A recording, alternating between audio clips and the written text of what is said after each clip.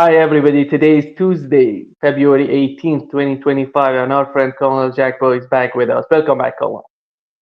Hi, thank you. Thank you for having me back on your show. Thank you. Yeah, and apologies for being late because we had some sort of technical issues here.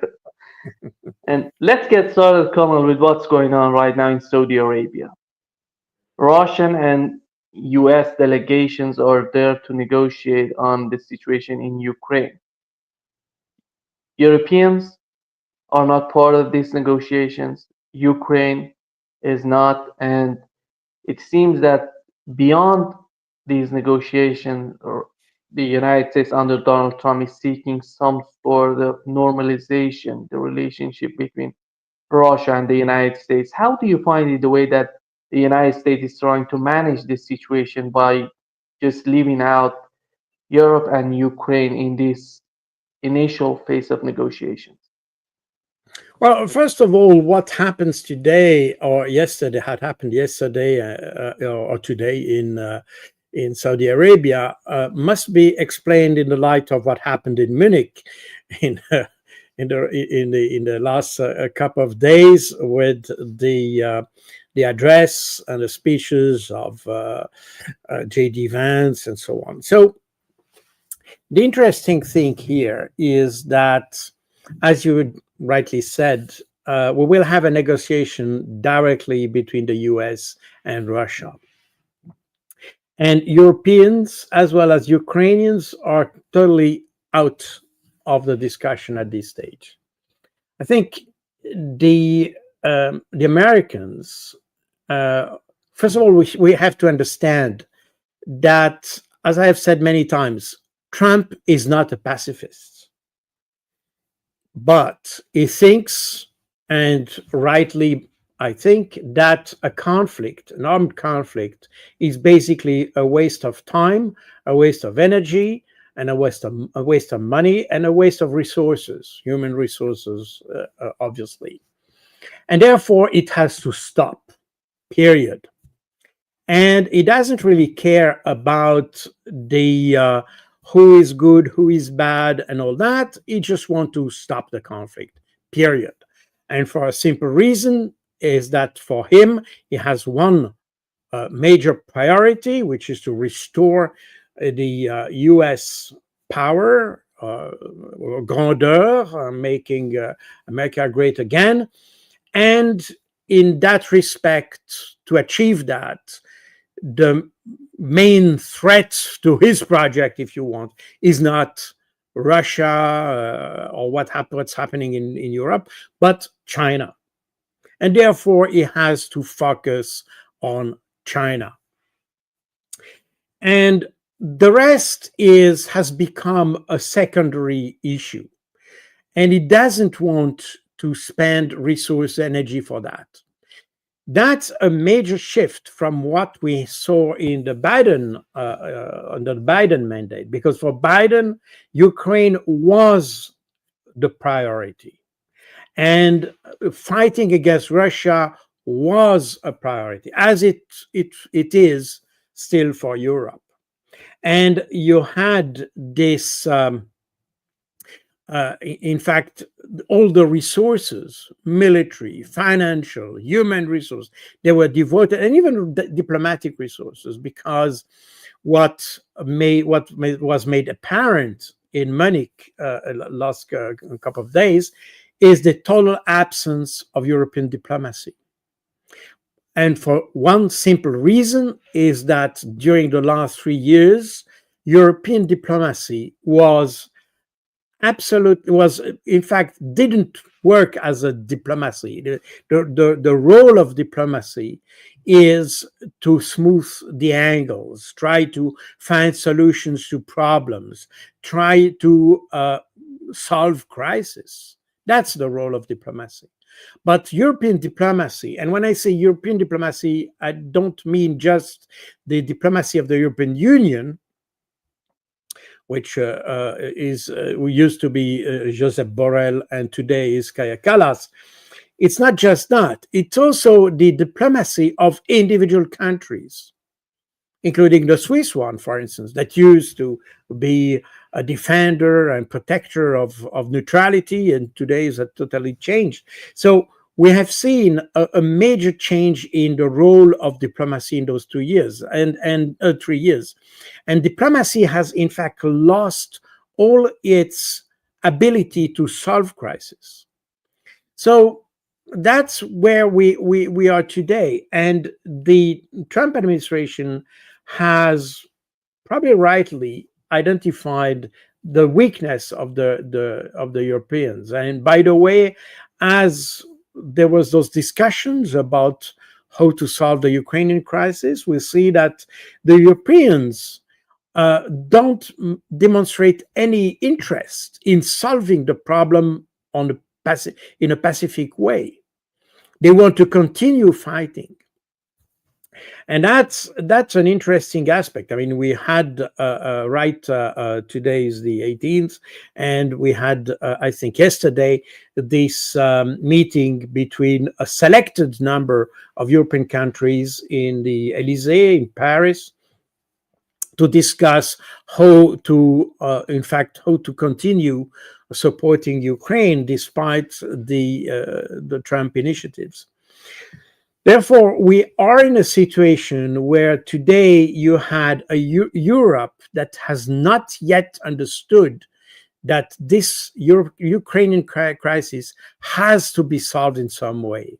And it cannot be solved. I mean, if we expect to have a solution on the battlefield, this will end up to the end of Ukraine.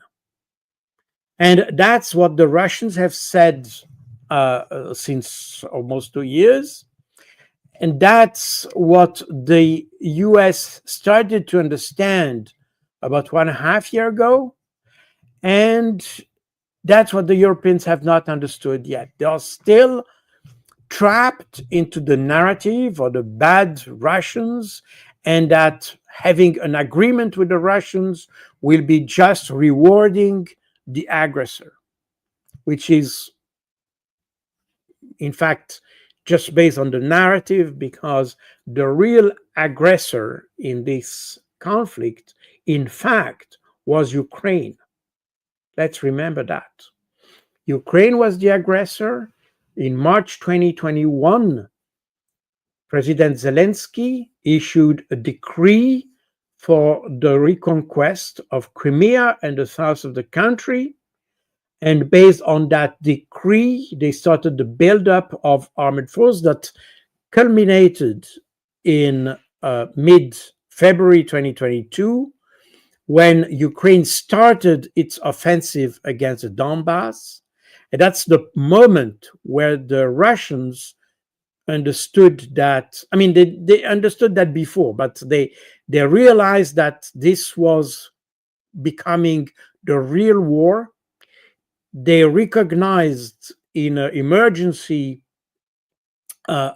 procedure, they recognized the independence of the two republics of Donbass, Lugansk and Donetsk Republic, and they recognized them so that those two republics could formulate a request to Russia for help. And so Russia could intervene under Article 51 of the UN Charter and invoking the responsibility to protect. And that's what the Russians did. But that was based on this preparation, not just preparation, but the start of the Ukrainian offensive against the Donbass. So the real aggressor, in fact, was the Ukrainian, but the official Western narrative just erased that part of the history in order to make more apparent that the Russians attacked the Ukraine. And it must be also underlined at this stage that the attack was not just, in fact, a Russian attack. It was an attack done by a coalition of three armies: the Popular Army of Donetsk, the Popular Army of Lugansk and the Russian army in support. The two armies, the popular armies of Lugansk and Donetsk, were in fact in the main effort, in the axis of the main effort, while the Russian army, in fact, was in secondary uh, axis of effort in support to the main axis, which is still the main one, which is the what's happening in the Donbass. Everything we see today when we talk about Avdiivka, Pakrovsk, and all that, this is still in the main uh, area of the main effort, the main effort, which used to be carried at the beginning by the two republics. Today, those two republics, after September 22, two republics have been integrated into the common structure of the Russian army, which was not the case in February 2022. There were separate commands. Now, this is integrated into one command, and of course, you have these armies have better equipment and all that. And okay, so meaning that we are now still in the rhetoric based on the narrative that Russia attacked and therefore must not be rewarded by an agreement or peace agreement. Today we have to come back to the history in order to probably to explain a little bit more the rationale of all the actors, and probably to make more acceptable an agreement between United States and the the Russians. So I think that's very important at this stage to understand that, because that explains also why the Trump administration has probably another understanding of the conflict than the Europeans do. And I remember that I had a talk with Robert Kennedy Jr. about the start of the conflict. And he, of course, I didn't talk to Donald Trump, but I talked to him. And he was convinced, and he was very much aware of how the conflict started. And I think that's this understanding of the whole, the real dimension of the conflict helps the current administration to have a solution, or to address the Russians, and to address the possibility of an agreement with the Russians. Now, the Europeans have also, and I think that's something that was also mentioned by the Duran, Alexander Mercouris in particular, who said that in fact the Europeans need the conflict in Ukraine, because what we have seen in the last couple of years is that what united the Europeans was in fact their support to Ukraine.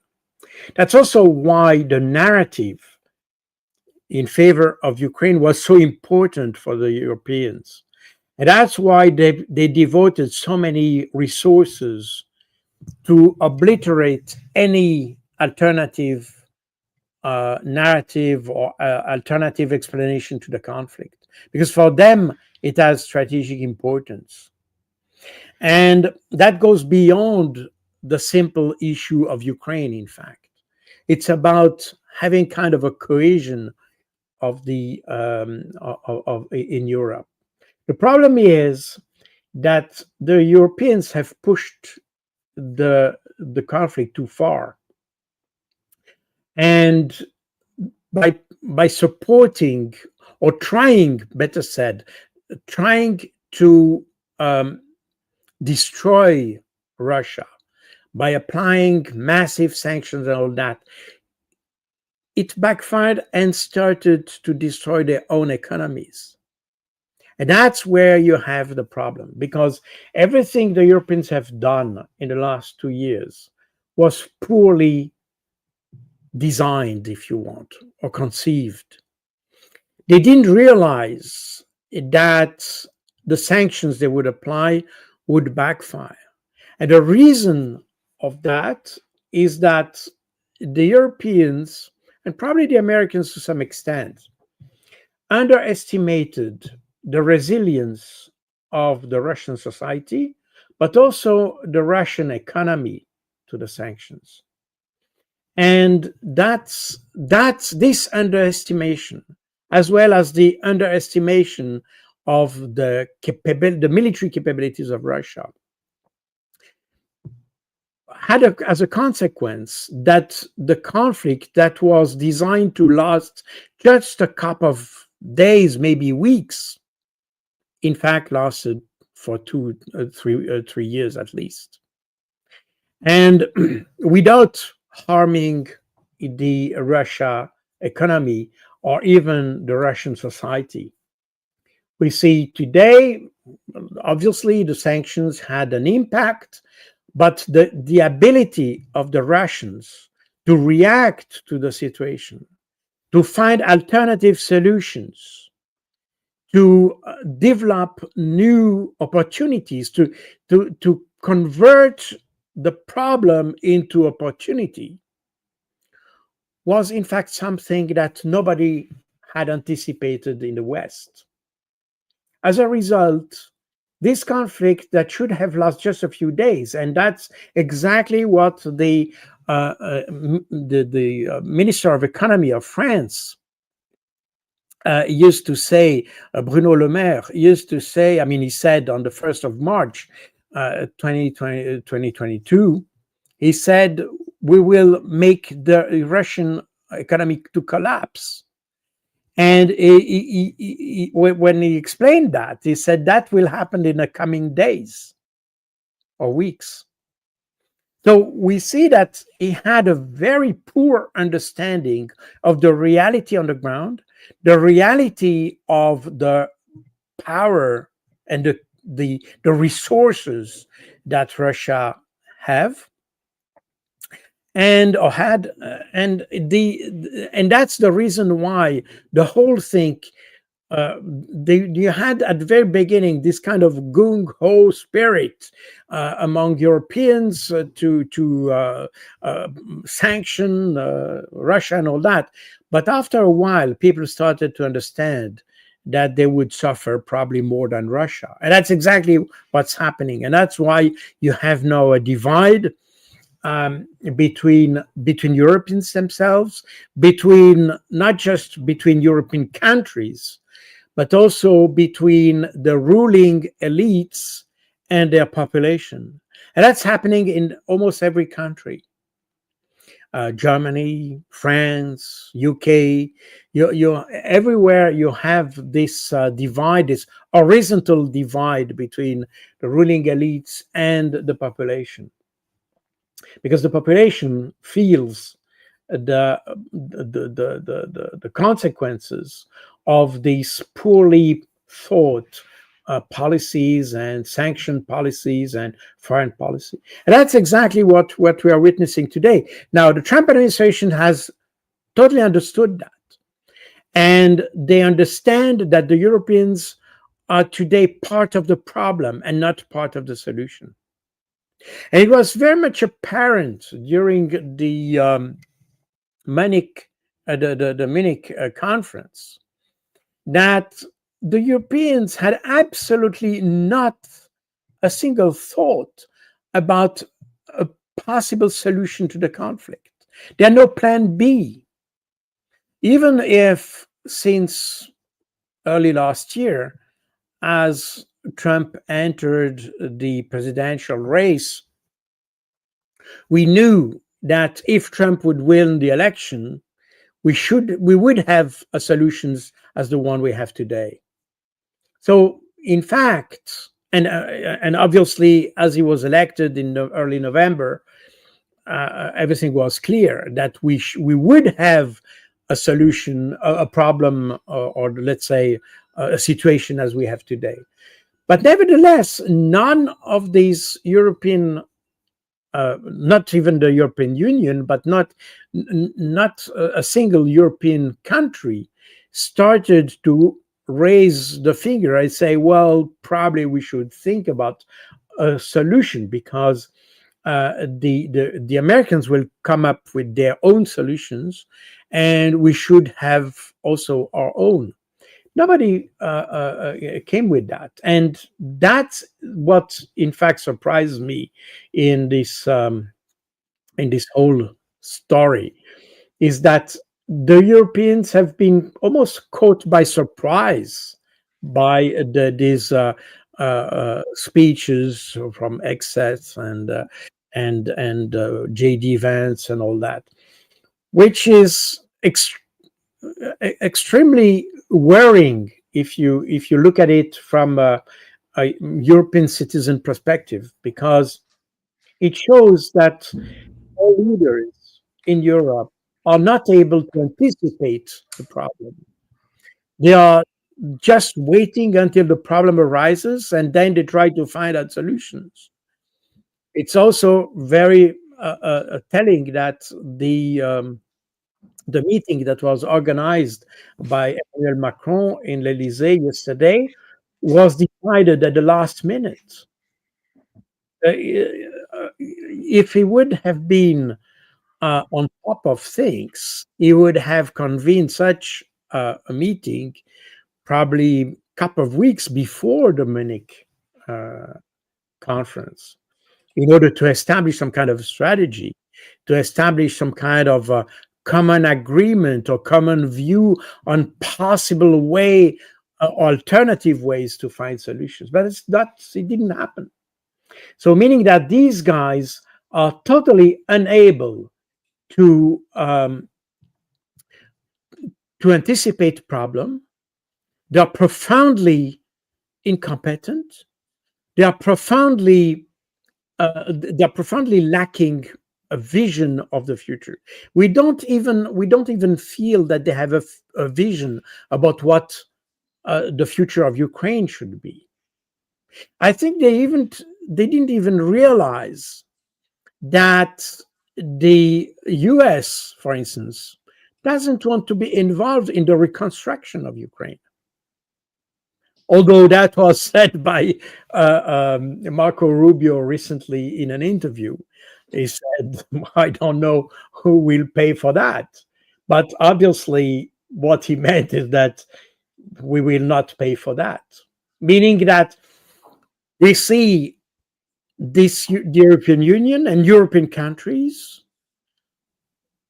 pledging for further war and pledging, providing new weapons and support for fighting Russia and all that.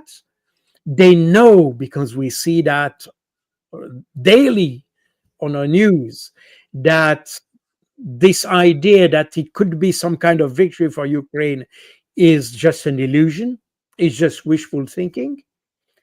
And nevertheless, they didn't imagine that at one point Ukraine will have to be reconstructed. So it shows an incredible lack of, I don't know, I would say it's lack of IQ. I don't find any other solution. It's just incredible that nobody understands, or nobody has, for instance, defined what could be a victory. We said Ukraine cannot lose. Russia has to lose. But how do you define this? How can you define Russia has lost? What could be not the I don't find the expression here, but how can you illustrate the fact that Russia has lost? Nobody knows that. It's just a narrative. It's just a word. It's a buzzword. How can you define the success of Ukraine? So the Europeans are in fact trapped into their own rhetoric. The advantage for the Americans is that they change administration. So they can change the rhetoric, they can change the narrative. For today, solving the problem in Ukraine, it was not Trump's war. He doesn't care about this war. This was not his war. He didn't want it. Therefore, he will try to solve it the way he wants to do it, what is more convenient for him. He will not solve it in the way Biden would have solved it. Certainly not. For one good reason is that he doesn't want to give Biden the opportunity to have a success. So he will certainly not solve the problem as Biden would have done it. It's not his war, so he doesn't care anymore. That's the war you wanted. That's exactly what they said to Europeans. That's the war you wanted. You were claiming that Ukraine needs support. This is, in fact, Germany and France made everything possible that this war could happen by not pressing Ukraine as they should have done, pressing Ukraine to apply or implement the Minsk agreements. That was the role. That's why Germany and France signed for this agreement. By the way, this Minsk agreement became a resolution that was accepted or approved by the Security Council, meaning that as both guarantors of the Minsk agreement and as member of the Security Council, I mean, not Germany, obviously, but France, as a member of the Security Council, they should have made every effort to implement these agreements, but they didn't. In fact, they made everything to make this agreement collapse.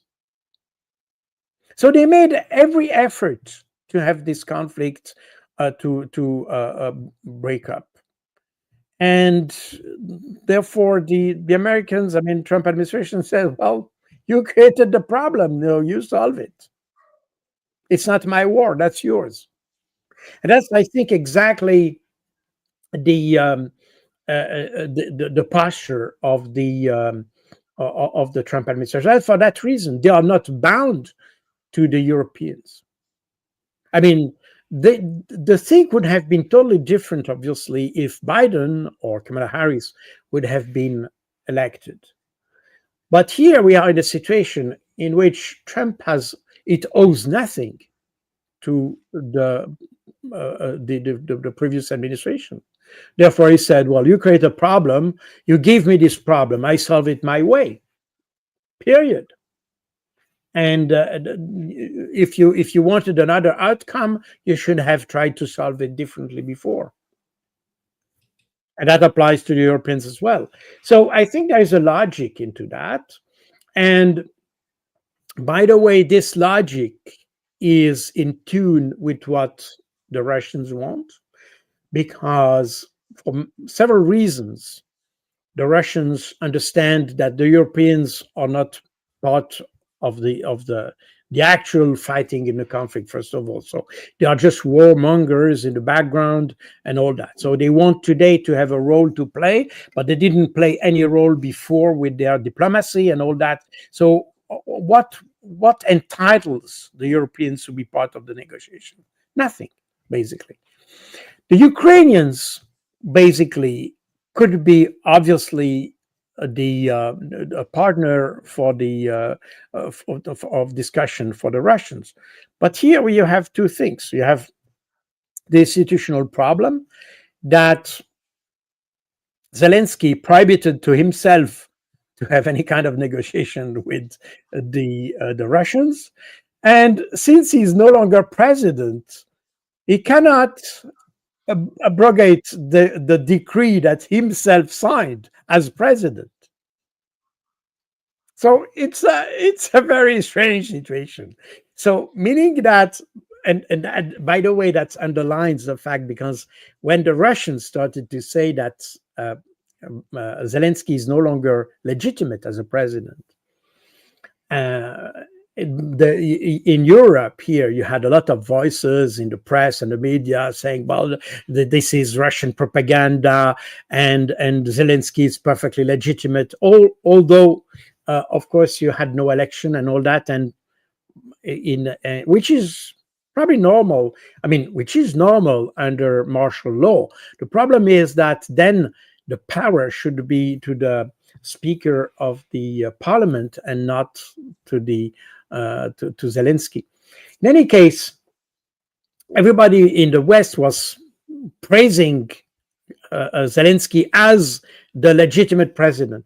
But today, when it comes to deciding whether the decree that prevents any negotiation should be removed or not, Zelensky said, "Well, I can't because I'm no longer president." So again, we are here, the reality collides with the narrative. And that's also something. But okay, that's the institutional part of the problem.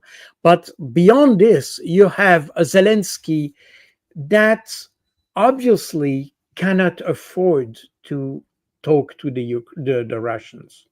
He cannot afford to have an agreement on because obviously, as the situation is today, we see that any agreement that will happen on the Ukraine conflict will be on Russian terms.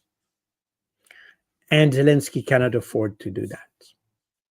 Remember that in May 2019, Dmitry Yarosh, who used to be the leader of the Pravi sector, which is a right-wing, a very extreme right-wing, extreme right-wing party in Ukraine, said if Zelensky makes, in fact, realize a promise of dealing with the Russians, we'll kill him. And he said that in the press. That was in the media. That was in Ukrainian open media. So Zelensky knows perfectly that he stays between two evil here. And that's the reason why his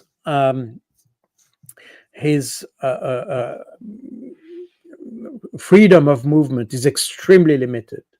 And that's why I don't understand personally why he didn't try to have any kind of election because that would then give his successor, as it was the case for the United States.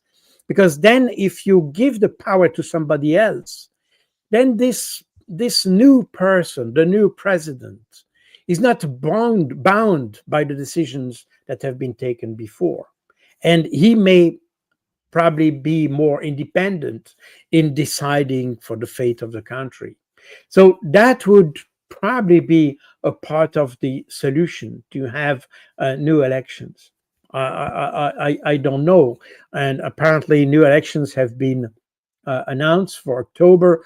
But of course, that's very late, and probably the Trump administration doesn't want to wait so long before having a solution. So that's probably these elections will come too late to be part of the solution of the problem. In any case, we see that the Russians have perfectly understood that Zelensky is not in a position to negotiate or to have a honest negotiation with them. So that's where we are. And an additional point that needs to be addressed here when it comes to the Europeans part of the negotiation is that, as I took the example of the Germany and France in 2015 for the Minsk agreement, but we could go 1 year before. In 2014, Poland, Germany, and France were the guarantors of an agreement between the protesters of the Euromaidan and President Yanukovych to keep the president in place and to organize new elections, presidential elections, which was agreed by both parties. But the agreement didn't last for one day. The day after the signature of the agreement, despite the guarantee of France and Germany and Poland, despite this, the agreement collapsed. And that was the same. The same happened in March 2022, when we know, we have discussed many times, the agreement that was signed or partly signed, when the draft was signed by the Ukrainian part in Istanbul in March, early April 2022.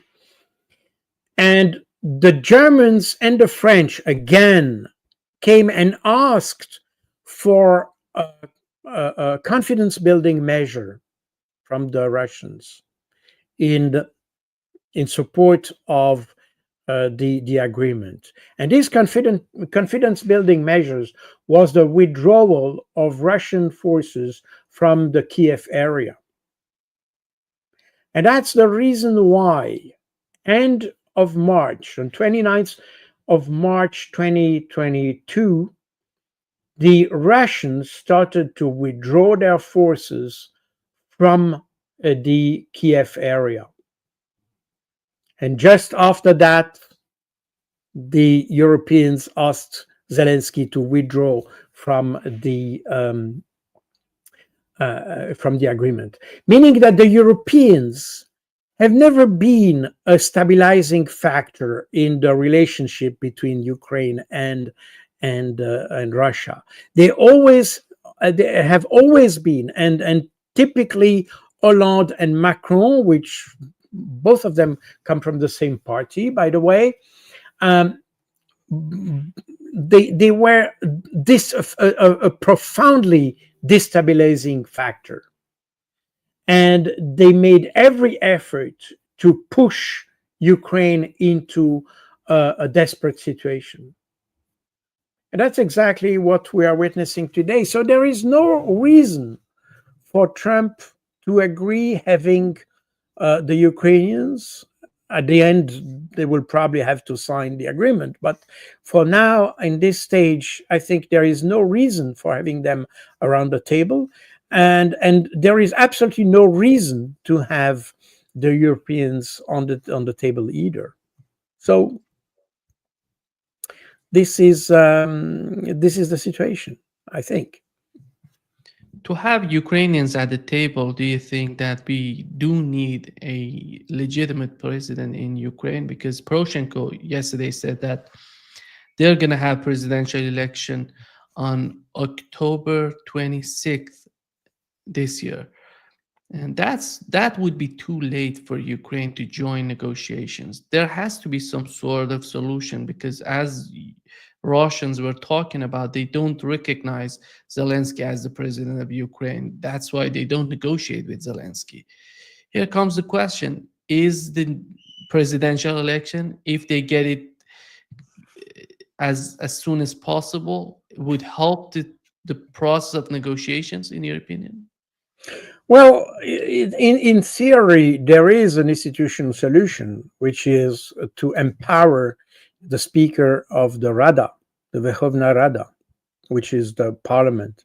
Because apparently, I'm not an expert in constitutional law, especially Ukrainian constitutional law, but I did my research, and apparently the Speaker or the head of the Rada is the one who, during this interim period where you have martial law and at the same time you don't have an elect president, the president of the Rada should be the person entitled to rule the country. The problem is that Zelensky has apparently forcibly taken power. It's some kind of coup d'etat, if you want, that he has done, and probably, I don't know how the Russians see this institutional problem, but my personal understanding would be that they would demand from the Ukrainian to empower the president of the Rada to be in charge for the sake of signing a treaty, and especially this treaty, and then they would have an institutional solution and constitutional solution to the crisis. That's, again, this is a technical issue that I'm not really very expert to discuss, but that's probably what the Russians may ask, unless you have elections, because, as you said, Poroshenko has mentioned the 26th of October, but again, nobody knows exactly whether it's true or not. Poroshenko, his persona non grata in Ukraine, and you may have also some changes also under the pressure of the situation on the ground and the pressure on the US administration. You may have some changes on that. Again, I would not be surprised if Ukraine would have earlier elections, but again, I don't know. It seems that the United States under Donald Trump is trying to draw the new big picture for the United States, for the foreign policy of the United States, which in that picture, Russia and China are the priorities of the United States to go to get along with or to negotiate with, to find some sort of treaties, I don't know, cooperations, all of that. Here comes the question on the part of Europeans, what do they want to be? Even with the conflict in Ukraine, we've learned that Emmanuel Macron, which he managed an urgent summit in Paris, he didn't invite the Czech Republic, Romania, and Slovenia. We know that Czech Republic is close to Ukraine, and but he didn't. He decided to not divide these, not invite these countries to the summit. And what do they want to be? Are they gonna draw a bigger picture for the future of Europe? Do they really concern about that? Do they see any sort of division between the United States and Europe? Because when we talk about Donald, it seems when you get to the mind of Europeans, it seems that it's all about Donald Trump. As long as Donald Trump is not in Washington, is not anymore the president of the United States, the problem solved. But how is that going to work in the mind of Europeans? Well, it's hard to say because, again, the European leadership, and again, when I say European leadership, I'm addressing two different levels. There is the leadership of the European Union on one hand, and there is the leadership of the individual countries on the other hand, like Emmanuel Macron and others, including UK, for instance. But at those two levels, it doesn't seem that you have any kind of vision of what they want to achieve with Ukraine. I'm not sure they have a clear vision of what they want to achieve as Europe or as European countries in the upcoming war or trade war between the US and China, for instance. We don't see that. I'm not sure that the Europeans have also realized that they're also part of a war with a trade war with the Trump administration, because there are also tariffs applied to a European product and all that. So again, my feeling is that the Europeans have, the European leadership have focused on Ukraine exclusively, and they have absolutely forgotten everything that happens in the rest of the world. We can see that also with the conflict in Palestine and all that. They are totally absent from that. Totally absent. In the Iran issue and all, absolutely, totally. Even the fact that France was expelled from Africa didn't appear to have had consequences. You know, they didn't think about that. They were totally focused on what's happening in Ukraine.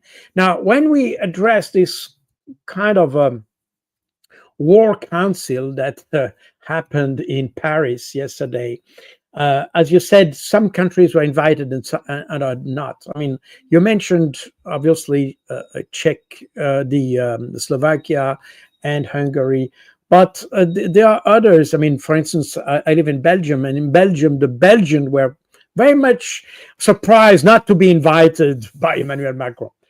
And the explanation given by Emmanuel Macron was that he invited only countries that have a significant sized army, because the issue was, in fact, the willingness and the um, the availability of forces to provide some kind of peacekeeping force that could be proposed as a possible solution to to an agreement to Ukraine. So it was focused again on providing troops for Ukraine under the guise of peacekeeping force, which is kind of a strange thing. But again, we are in this kind of fantasy land in which Macron thinks. I used to be the head of policy and doctrine of the Department of Peacekeeping Operation in New York for the UN peacekeeping forces, and you know, this idea of sending peacekeeping forces, it's very strange. Of course, there are different type of peacekeeping forces. The one that is probably the most significant for the conflict in Ukraine would be a peacekeeping force decided by the Security Council, the UN Security Council. This is probably the most relevant, because in such a situation we need to have all the major um, actors to agree on that. But probably what you may have other entities such as the OSCE or the European Union who can also have peacekeeping forces. But usually these forces should have a mandate from the UN Security Council. So I'm not sure exactly what Macron has in mind when he talks about peacekeeping forces. Because when you send peacekeeping forces without the approval of the UN Security Council, meaning that you don't have a peace to keep, because the idea of peacekeeping is precisely to keep the peace, meaning that first you need to have an agreement. So the peacekeeping force is not the solution. It comes after the solution to to keep the solution alive, if you want. So that's the idea of a peacekeeping force. If you if it's not the case, if you don't have that, and if you still want to send troops, then you're not talking about peacekeeping force, but you're talking about a peace enforcement force, meaning that it's a force that is there to force the parties to the negotiation table. It's a force that comes upstream the peace negotiation, not downstream. Peacekeeping force come downstream after you have agreed on peace. Then you have a force mutually accepted that is there to maintain the peace. But my understanding of what Macron and Keir Starmer, for instance, are discussing is something else.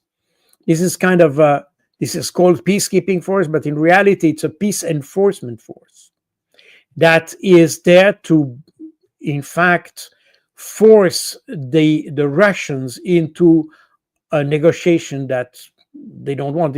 To some extent, is to provide new cards in the hands of the Ukrainians for the negotiations. That's how I understand it. Maybe I'm wrong, but that's the way I see it, because that's the only way you can send peacekeeping force without the approval of the Security Council.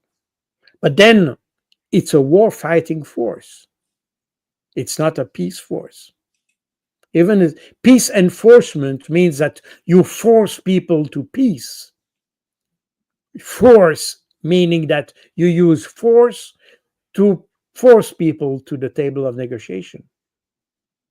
So if you use plain words, this is a war fighting force. And that's, in my view, what the Europeans have in mind with this so-called peacekeeping force.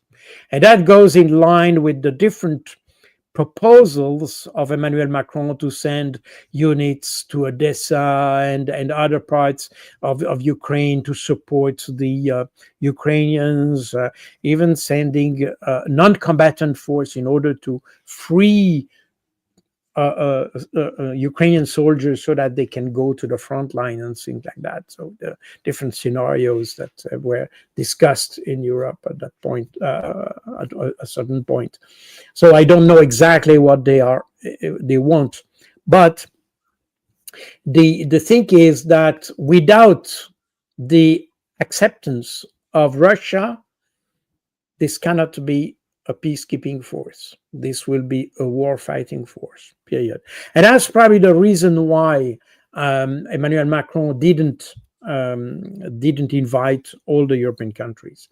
But coming back to the essence of your question, the problem of the Europeans is that they feel they need this conflict in order to keep the US in the region. So they somehow the Europeans feel orphan of the US when Trump decides to leave or to abandon this conflict. And that's probably the reason why that's what Alexander Mercouris is saying, which makes some sense. I don't know if it's a reality, but it makes some sense, because the Europeans know that they don't have the capabilities and the capacities to support Ukrainians, both financially, militarily, and in terms of military supply and all that. So they need the Americans, and their fear is that the Americans could solve the problem, have a rapprochement with the Russians, and just leave the battlefield, if you want, which in fact in turn provides then no reason for the Europeans to have a problem with Russia, because then they would come back into a situation such as we had in the 90s or at the end of the Cold War, when Russia was no longer considered as an enemy, but as a potential partner.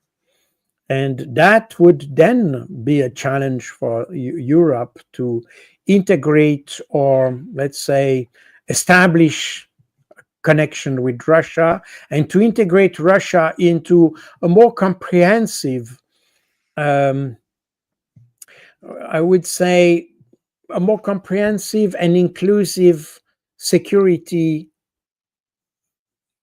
architecture that would then be very close to what the Russians always proposed, which is security by cooperation instead of having security by confrontation. And that's probably what the Europeans fear, because they would then be in a totally different type of configuration. Because then, if you have Russia as a friend, Why would you expand or have 5% of your GDP devoted to military resources or military budget and things like this? This questions a lot of things. At the same time, it would be a solution of a lot of things, by the way. But again, I'm not sure that the European leadership is mature enough to understand that. But there is another consequence of this rapprochement or possible rapprochement between US and Russia, which is that again, as I said, the main focus of Trump is to restore the power of the US, and therefore to fight against China.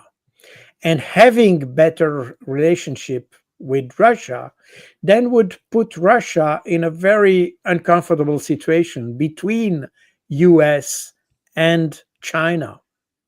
So I don't know what are the thoughts of the Russian leadership in facing this new kind of situation, because of course you could say, okay, we have good relation with the US, and we have good relation with China, period, and that's it. But I'm not sure the Americans would see that way. For the Americans, because that would then put Russia in some kind, from a US point of view, that was put Russia in some kind of neutral situation, if you want. And in I'm not sure the Trump administration is ready, intellectually ready, to have such a situation, because if they fight against China, they want to have everybody with them against China. This was always a challenge for Switzerland, by the way, to stay neutral during the Cold War, because the US have always considered that neutrality is somehow being with the enemy. And you are either with us or against us, but you cannot be in between. And the reason why the US eventually, under the pressure of Allen Dulles in the 60s, by the way, agreed to have a neutral Switzerland is that because during World War II, the OSS was based in Switzerland. It was headed by Allen Dulles, who later became the head of the CIA, or director of the CIA. But in any case, that's a rather exceptional situation. But by principle, the US don't like a neutral position, and I'm not sure if if all the sanctions against Russia would be dropped, if a normal trade relationship would be established with Russia. I'm sure that the Trump administration would like something in return, and in return they would probably have some kind of allegiance to United States, especially as it comes to the trade war with China. That's my personal view. I may be wrong with that, but my feeling is that the US now is definitely orienting towards the war against China. And an indication for that is that on the website, on the web page of the relation with China, the State Department has dropped the sentence saying that the US was not advocating for the independence of Taiwan. So the sentence has been dropped, apparently, meaning that apparently we are going towards a more, let's say, unambiguous talk between US and China. And this unambiguous talk may exclude neutral stance of important partners such as Russia. And that's probably also the calculus of the Trump administration, to soften its stance towards Russia in order to have a better position to attack China, in order to somehow remove, or let's say sever the ties between Russia and China. That's my understanding. Again, I may be wrong, but that's my view on that. Indications are very strong that the focus on Trump, the Trump's focus, is not Russia. I mean, this is the threat to the United States is definitely China, and that has been said many times by Marco Rubio and all that. This is China is the real competitor, and in Russia's eyes, and that's exactly what the Chinese foreign ministry said. By the way, in the mini conference, he said we have to be careful here not to confuse competitor and enemy. And there is a tendency for the Americans to consider that the one that competes with you is an enemy. And the Chinese response is very different. He said, "Well, no, competition should bring both of us to better result.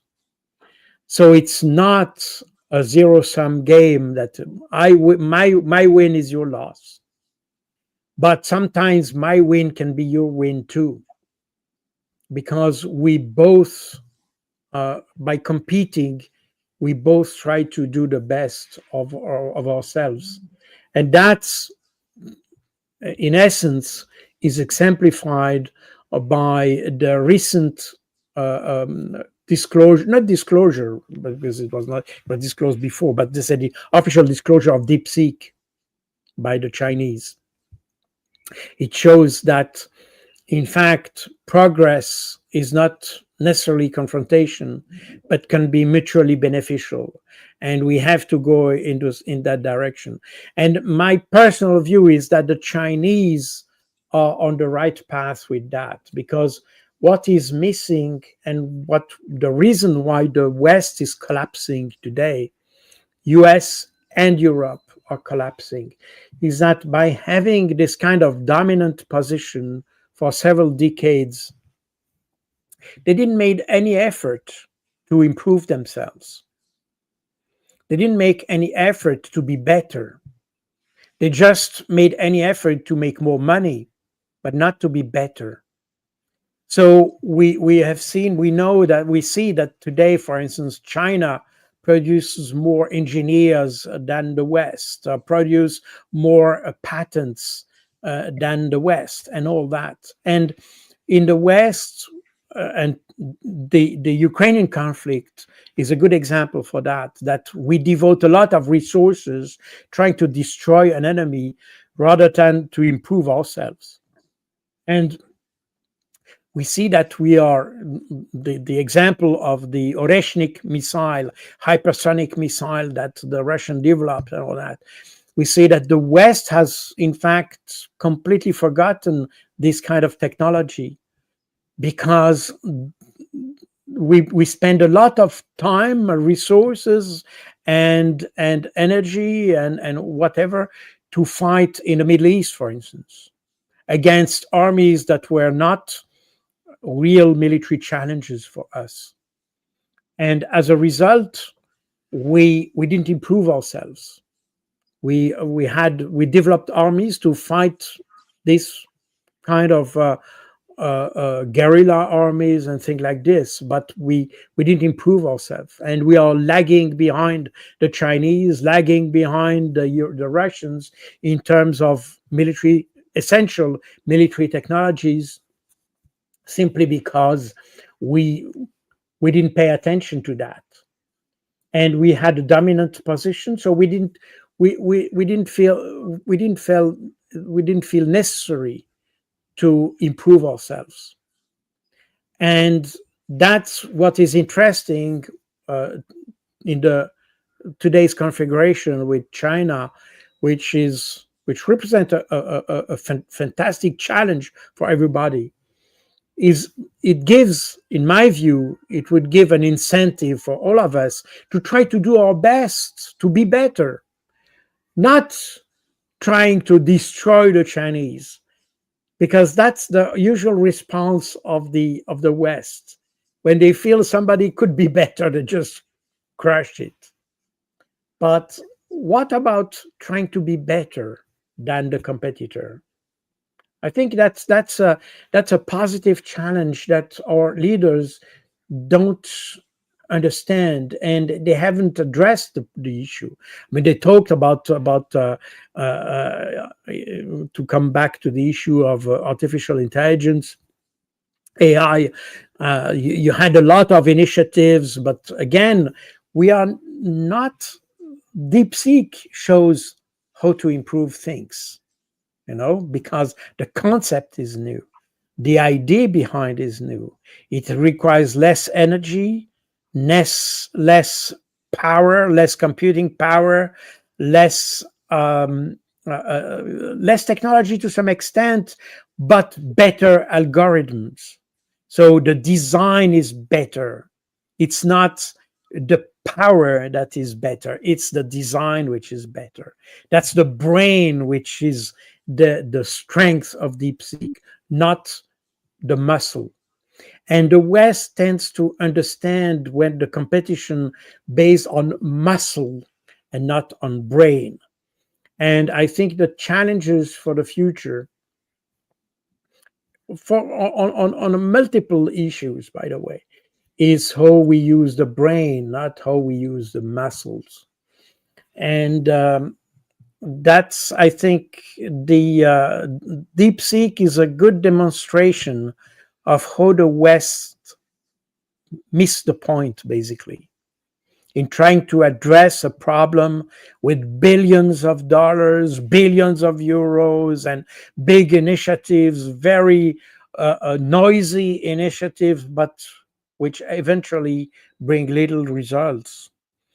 We should, I would prefer to have more discreet, more subdued solution, but with effective result. And again, for me, DeepSeek is an example of how the relationship between the capacities that we have, because all of them, all of us, U.S., Europe, China, Russia, whoever, we have huge intellectual capacities that we are wasting today into sterile conflicts that bring nothing, in an objective that has never been defined, with the for the pure pleasure of defeating Russia, because that's exactly what we have with Ukraine. But nobody has defined exactly what we want to achieve with that. So this is a waste of energy, of intellectual energy, of resources. It's a waste of everything, basically. And remember that we pushed the Russia into this conflict. It's not the opposite. It's we pushed them. We used the Ukrainians to have a conflict with Russia. And again, that was written in plain text in this report of the RAND Corporation of April 2019. And that was said also in March 2019 by Alexei Arestovich, the personal advisor of President Zelensky at that time. That was prior to his election, to the presidential election that happened in April, in April 2019. And he explained that the Ukraine will have to enter in conflict with Russia in order to defeat Russia, and so entering NATO. That was the rationale. And the Europeans made every effort so that this conflict could happen. So we knew that it would happen, but we didn't knew we since we didn't want to assess properly the Russians, because again we are victims of our narratives and prejudice and all that. We pushed the Ukrainian into a conflict that eventually we don't know where it leads to. Yeah. Thank you so much, Colonel, for being with us today. Great pleasure as always. And I hope they can get something in Saudi Arabia. And next week, we're going to talk about. Absolutely. Thank you. Thank you for having me. Thank you. Take care.